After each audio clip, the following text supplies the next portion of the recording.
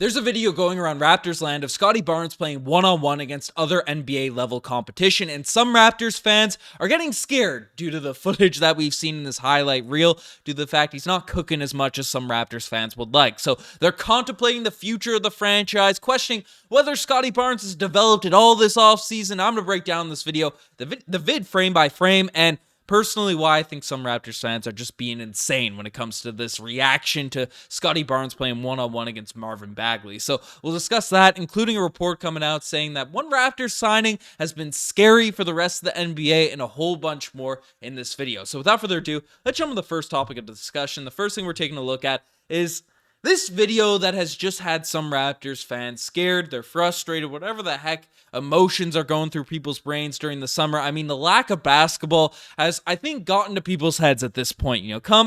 We're in August, September, things tend to get crazy, but any bit of footage people get their hands on over the summer, there just seems to be an insane overreaction. Now, honestly, I was a part of that last summer, watching Precious Achiuwa knock down threes, watching Scottie Barnes' quicker release. It didn't really translate into major jumps from, 2 seasons ago into last season, but we've seen some footage this summer. It's always nice to see a bit of highlight footage, workout footage, to see what guys are playing in, and it excites people because generally these videos are chopped up to the point where the players, they don't show any misses. It looks like they're making 10 straight shots. Makes it look like their games are prime Kobe Bryant levels of hitting post fadeaways, knocking down threes. Heck, even Ben Simmons looks like he has an elite jump shot in half of these summertime workout footage videos. Well, one of these videos, and we had one come out of Scottie Barnes in a run just, I think, 2 days ago. So we've seen the positives of Scottie Barnes. We've seen all that. But now a video has come out of Scottie Barnes struggling a little bit in games of one-on-one, and Raptors fans are just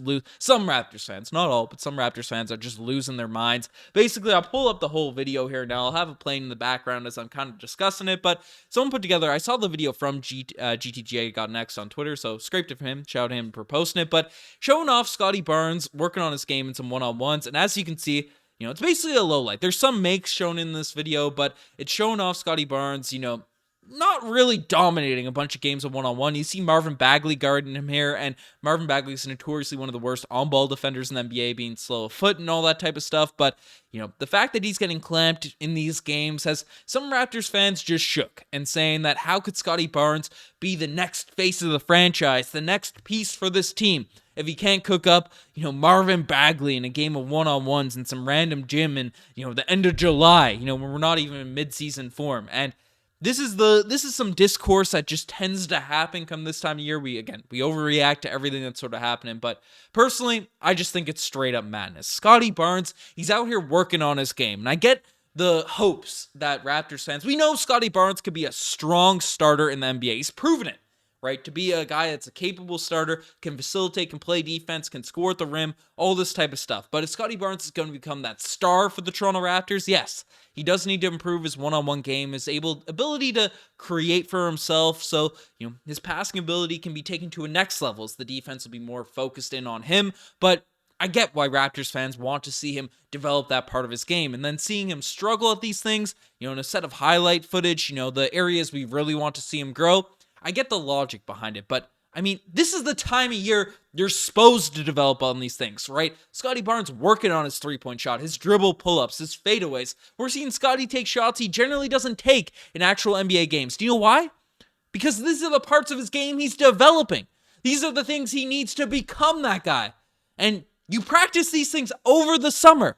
So it doesn't make sense to criticize a dude that's working on the parts of his game that really will expand him into the next level player. The things he's doing that he needs to be doing to take the next step. You can't be criticizing him for missing some shots and some random runs in the summer when he's developing these parts of his game. And, it'd be more concerning if he was cooking Marvin Bagley every possession and doing that same sort of, drop the shoulder drive with that 1-2 little spin post hook he throws in games, which he's really been effective at times during the course of last year's regular season, the season prior, right? If he's doing all the stuff he's comfortable with, he's not going to become that star level player.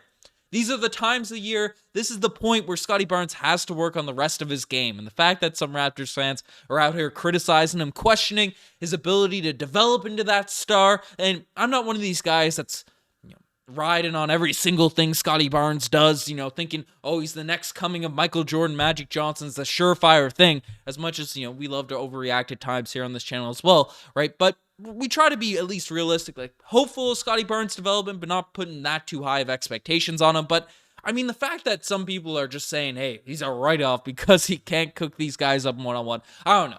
I saw the reaction to it, thought I'd open this video with it because I just thought it was some absolute madness. So Scottie Barnes definitely had some lowlights in this game one-on-one. Are you frustrated by this lowlights? Let me know in the comment section below. But the next thing we're taking a look at is the Raptors signing is described as scary. Now, we talked about in a couple videos ago, Javon Freeman-Liberty.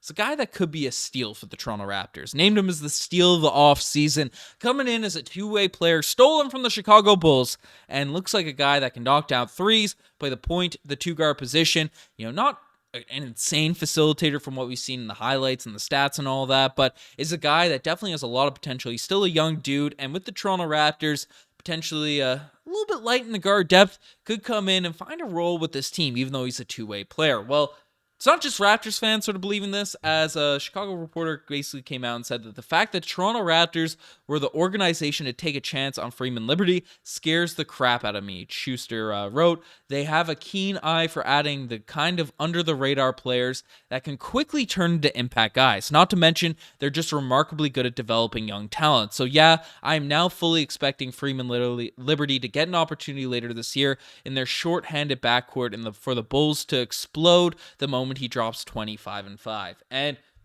this excites me. He's one of those guys that other fan bases are encouraged by. Those are the types of players that generally have a better chance of breaking out for their new teams. But, the Raptors, over the past 2 seasons, have veered away a little bit from their remarkable development we saw throughout the 2010s, end up culminating to an NBA championship after we acquired Kawhi Leonard. But with now Darko Rajakovic as our head coach, Masai Ujiri talking about the focus on developing young guys now at this point, the fact that we can bring in Freeman and let him develop hopefully in this Raptor system, as mentioned, our lighter sort of backcourt at this point.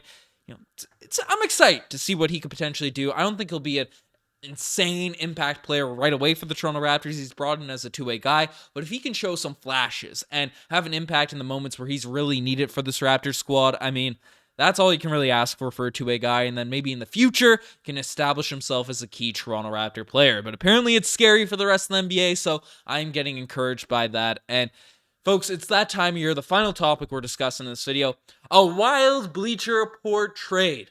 We're getting late in the offseason. Bleacher Report likes to keep the content rolling by throwing out these weird hypothetical ideas. So the end of videos, we're going to react to a few of them because they're always a bit of fun. And this one is combining two teams that have been associating a bunch of trade rumors. Not a lot together, but I guess Tyler Hero was reportedly linked to the Toronto Raptors a week ago or so. But basically, that's not the report. This is a trade Bleacher Report throughout. It's a trade that could still happen this offseason. Basically saying the Miami Heat acquire Pascal Siakam and Otto Porter Jr. from the Toronto Raptors, and Tyler Hero, Duncan Robinson, Nikola Jovic, and a 2028 first-round pick, 2030 first-round pick, and 2024 first-round pick swap would go to the Raptors in return for basically Pascal Siakam. And personally, again, I'm not high on trading Pascal Siakam. I've been of that opinion for this entire offseason, despite all the rumors and stuff. But we get that the Toronto Raptors have a bit of a decision to make regarding their future free agency and all that type of stuff. OG's potentially free agent next summer if he doesn't get extended. Same with Gary Trent Jr.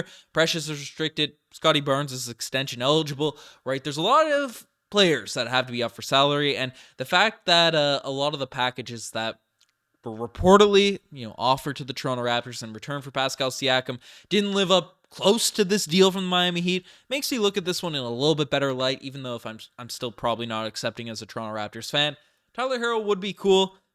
2 first-round picks and one that would be very unlikely to convey in 2024 would be cool as well, but personally, I'm not that high on a Pascal Siakam trade there. If I'm putting this deal into the old trade machine, I'm probably spitting out a C if I had to give it a little grade, if I had to cook up a little grade on that Bleacher Report deal. But let me know what you guys think about all this Toronto Raptors news. You guys are the best for making this far. If you were one of the ones overreacting to this Scottie Barnes highlight footage, let me know in the comment section below.